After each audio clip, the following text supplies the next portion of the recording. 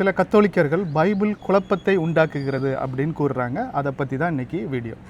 அவங்களுடைய முக்கியமான கோட்பாடு என்னென்னா, சோலோ ஸ்கிரிப்சரா அப்படிங்கிற ப்ராட்டஸ்டண்ட்டோட கொள்கை வந்து தவறானது. அது வந்து ஒரு குழப்பத்தை உண்டாக்கக்கூடிய கொள்கை. அதாவது பைபிள் வந்து ஒரு குழப்பத்தை உண்டாக்கக்கூடியது. அதனால தான் ப்ராட்டஸ்டண்ட்டில் நிறைய பிரிவினைகள் இருக்கின்றது. அவர்களுக்கு ஒரு போப் மாதிரி ஒரு அத்தாரிட்டி இருந்திருந்தாருன்னா அவங்க வந்து பைபிளை கரெக்டாக விளக்கி சொல்லியிருப்பாங்க. அதனால் பிரிவினை வந்திருக்காது. இந்த பிரிவினை எல்லாம் பைபிளை வைத்து வரக்கூடிய பிரிவினை அப்படின்னு சொல்கிறாங்க. அவர்கள் சொல்லக்கூடிய காரியம் மிகவும் தவறானது, அது தேவனுக்கு எதிரானது அப்படிங்கிறத சுட்டி காட்டக்கூடியது தான் இந்த வீடியோ. அந்த கருத்தை பற்றி பார்ப்பதற்கு முன்னால் முதல்ல அவங்க கூறக்கூடிய ஒரு சிரிப்பான காரியத்தையும் சொல்லிடலாம். அவங்க சொல்கிறது என்னென்னா, பைபிள் ஒரு புக்குங்க, அது ஏதாவது சொல்லுமாங்க அப்படின்னு கேட்குறாங்க. ஸோ இந்த காரியத்தை நம்ம எக்ஸ்பிளைன் பண்ணணும்னு அவசியம் இல்லை. படித்த எல்லாருக்கும் தெரியும் படிப்பது என்பது எதை குறிக்கிறது என்றது. அது ஒரு புக்கு நம்ம சொல்லுது அப்படின்னு சொல்லிட்டோம்னா அது எதை மீன் பண்ணுகிறது அப்படின்னு அர்த்தம். அதாவது இப்போ வந்து நான் வந்து ஒரு ஷேக்ஸ்பியர் எழுதின ஒரு புக்கை படிக்கிறேன் அப்படின்னா, அப்போ அந்த புக்கிலேருந்து எனக்கு ஒரு கருத்து வருதுன்னா அது அந்த கருத்து யாரால் சொல்லப்படுகிறது? ஷேக்ஸ்பியரால்.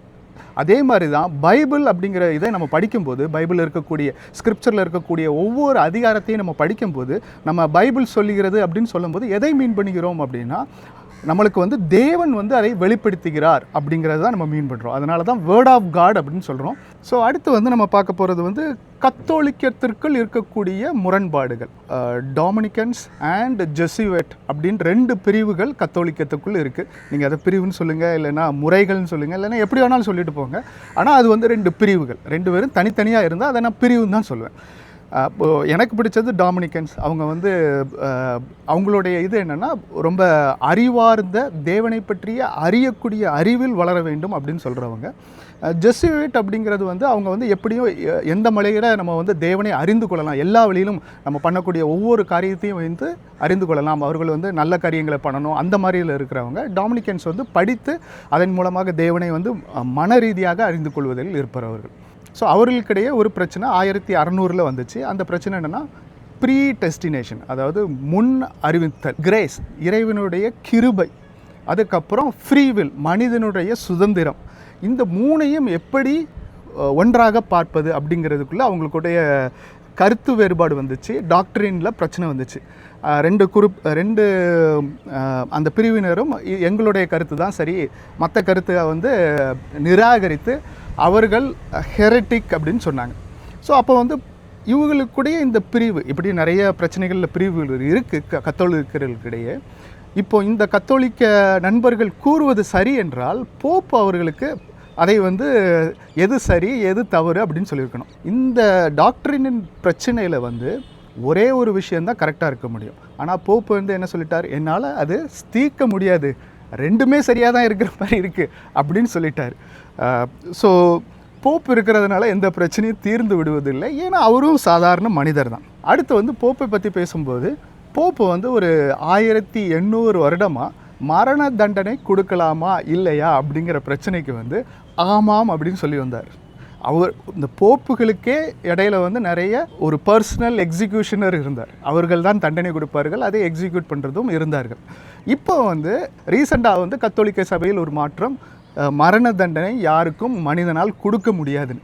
அப்போ போப்புக்கு வந்து இவ்வளோ நாளாக இருந்த அந்த இது வந்து எப்படி மாறி போக முடியும்? அப்போ 2000 வருடங்களாக இருந்த கத்தோலிக்கர்கள், அவர்களுக்கு தப்பான பாடம் போதிக்கப்பட்டது இப்போ தான் சரியாக மாற்றிக்கிட்டாங்களா? வாத்தியாரே தப்பாக தான் போதித்தாரா? ஃபைனலாக கத்தோலிக்க திருச்சபையில் ஒரு டாக்ட்ரின், ஒரு பைபிளில் உள்ள டாக்ட்ரினோ இல்லைன்னா சபையில் உள்ள டாக்ட்ரினோ கொடுக்கணும்னா அவங்க எழுத்துப்பூர்வமாக தான் கொடுக்குறாங்க. கேத்தலிக் கேட்டகிசம் சொல்கிறாங்க, சிசிசி அப்படின்னு சுருக்கமாக சொல்லலாம்.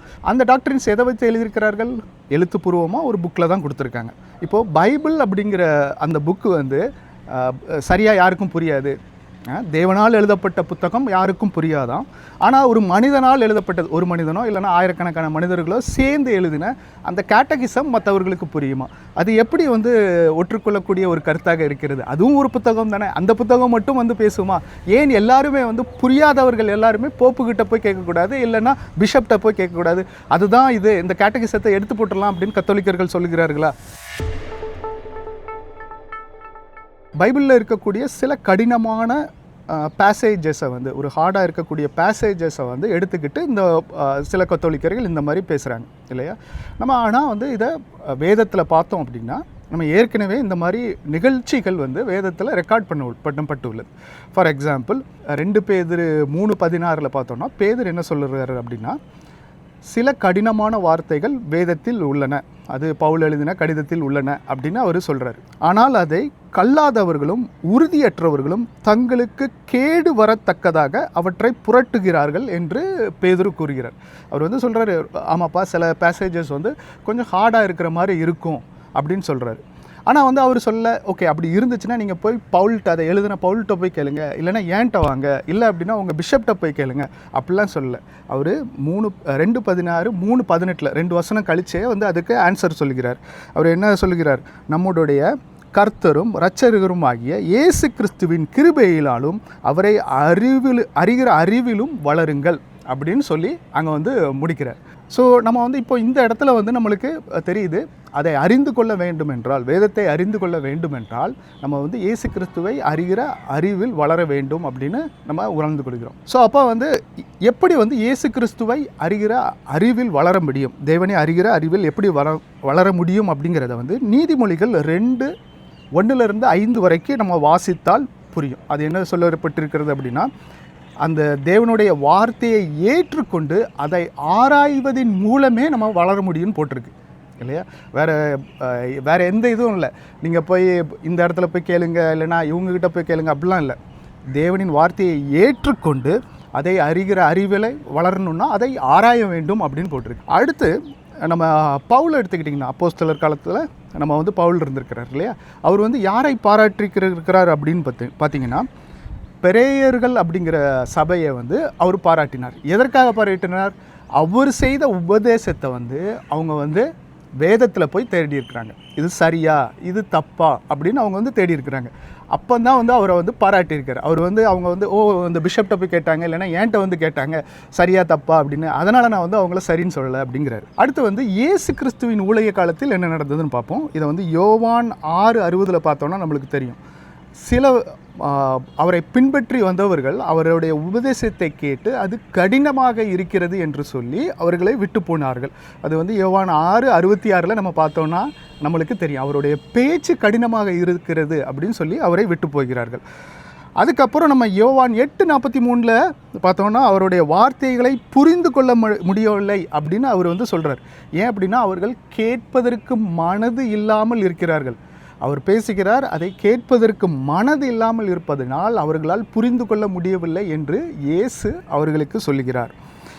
ஸோ அப்போ வந்து ஒரு பைபிளை படிக்கும்போது அது சொல்லுகிறத, அது பேசுகிறத கேட்குறதுக்கு மனம் இல்லை அப்படின்னா நம்மளால் புரிந்து கொள்ள முடியாது. அதை தான் அந்த கத்தோலிக்க நண்பர்கள் புரிந்து கொள்ள முடியும். ஸோ அதற்கு சொல்யூஷன் இயேசு கிறிஸ்து எதில் சொல்கிறார் அப்படின்னா, லூக்கா 24:45 நம்ம பார்த்தோன்னா, அப்பொழுது வேத வாக்கியங்களை அறிந்து கொள்ளும்படி அவர்களுடைய மனதை அவர் திறந்தார். அவர்களுக்கு அந்த வேத வாக்கியங்களை படிச்சிருக்காங்க, ஆனால் அவர்களுக்கு புரிந்து கொள்ள, அவங்களுக்கு சரியாக அறிந்து கொள்ள முடியவில்லை. அவர்களுக்கு அறிந்து கொள்ளக்கூடிய திறன் வந்து அப்போந்தான் வந்து வந்திருக்கு. எப்போ தேவன் வந்து அவர்களுக்கு மனதை ஓப்பன் பண்ணதுனால தான் வந்தது. அவங்க வந்து வேறு அப்போஸ்தலர்கள் 12 அப்போஸ்தலர்கள்ட்டையும் போய் அவங்க கேட்கல, அவங்க வந்து வேறு எதுவுமே பண்ணல, அவங்களுக்கு தேவன் வந்து இது பண்ணியிருக்கிறார். ஸோ ஃபைனலாக வேதத்தை அட்லீஸ்ட் ஒரு தடவையாவது படிங்க. நான் சொல்ல அப்படிங்கிறதுக்காக நீங்கள் படிக்கணும்னு அவசியம் இல்லை.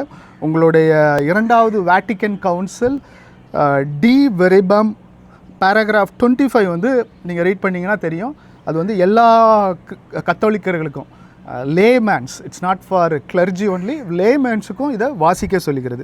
அது வந்து அவங்க எப்படி எழுதியிருக்காங்கன்னா, ஜெரோமோட வார்த்தையை பிரதிபலிக்கிற மாதிரி, வேதத்தை அறியாமல் இருப்பது கிறிஸ்துவை அறியாமல் இருப்பதாகும் அப்படின்னு சொல்லி எழுதியிருக்காங்க. அதாவது நீங்கள் வந்து ஜீசஸ் கிரைஸ்ட்டை அறிஞ்சு கொள்ளணும்னா வேதத்தை அறிஞ்சு கொள்ளணும் அப்படின்னு சொல்கிறாங்க. ஸோ தயவு செய்து வேதத்தை படித்து விட்டு அட்லீஸ்ட் ஒரு தடவையாவது ஃபுல்லாக படிச்சுட்டு தென் நீங்கள் வந்து ஒரு கிரிட்டிசைசம் பண்ணிங்க அப்படின்னா தென் இட் இஸ் அண்டர்ஸ்டாண்டபிள். உங்களுக்கு இப்போ புரியவில்லை அப்படின்னு அண்டர்ஸ்டாண்ட் பண்ணலாம். பட் அதை படிக்காமல் கிரிட்டிசைஸ் பண்ணுறது வந்து it is against talking to God. Okay, thank you. God bless you.